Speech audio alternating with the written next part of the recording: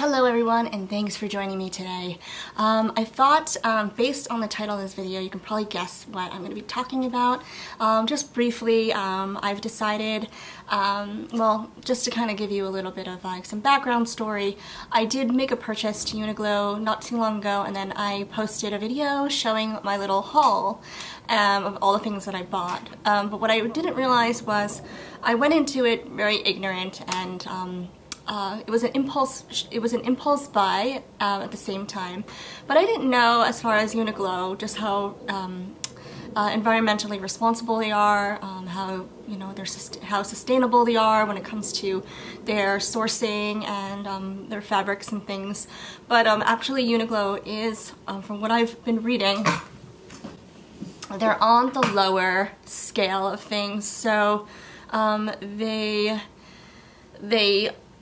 aren't transparent, 100% transparent about everything, from fabric to manufacturing to fair trade to production, and so when I just Googled like how ethical is Uniqlo, I came across Good On You, which is I guess it's a blog, but it's basically they rate different brands, clothing brands, based on responsibility and their output and all of that. So this rating was published on July 2020, so it's just a couple years old. But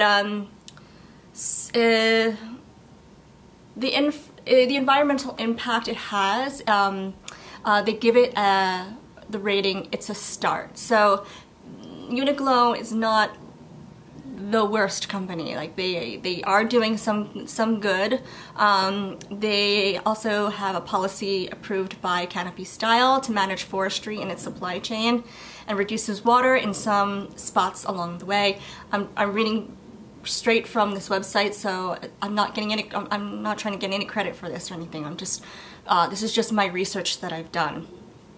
I will leave the link to this website in the description, so that way if you want to go read some more about Uniqlo in particular, and also this particular blog, I guess you'd call it, or website, they also rate many other clothing brands. So it's very interesting, and I'm just getting I've just dipped my toe into this arena of things. So or in this particular website. I've never seen this website before, but they say that, it's a start, meaning they rate it as it's a start, which is it's in the right direction. So they are doing, making some changes. They are trying to be more environmentally conscious, but there's still some things that are a little in like the gray area, where they're not quite as transparent as they could be.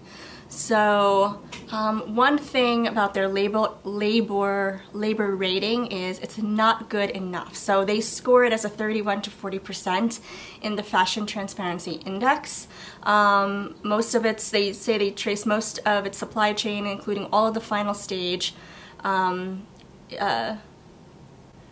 It's traced most of the supply chain, including the final stage. However, it doesn't publicly list all of its suppliers, and also the disappointment that they've come across, or what's disappointing here, is that there's no evidence it ensures, I'm reading straight from this, so quotes, there's no evidence it ensures payment of a living wage, which puts a damper on the fact that the brand disclosed adequate policies to protect suppliers from the impacts of COVID, to some extent by fulfilling orders. So there's just some things that just haven't been made known to the public, so that's kind of concerning in this case. So I've decided I just made a fairly medium-sized purchase. It was just some things that I just kind of loved at Uniqlo, and I used to love Uniqlo, but I'm going to actually return several items. I'm not going to return everything, but I am going to return like the satin pants that I bought. They're like pajama jogger pants, and some of the t-shirts. So I will be returning those, and I'm going to hold off on purchasing anything else from Uniqlo at this point, until I can read more about it and see if any changes have been made. with their standards, right? So, or their environmental standards.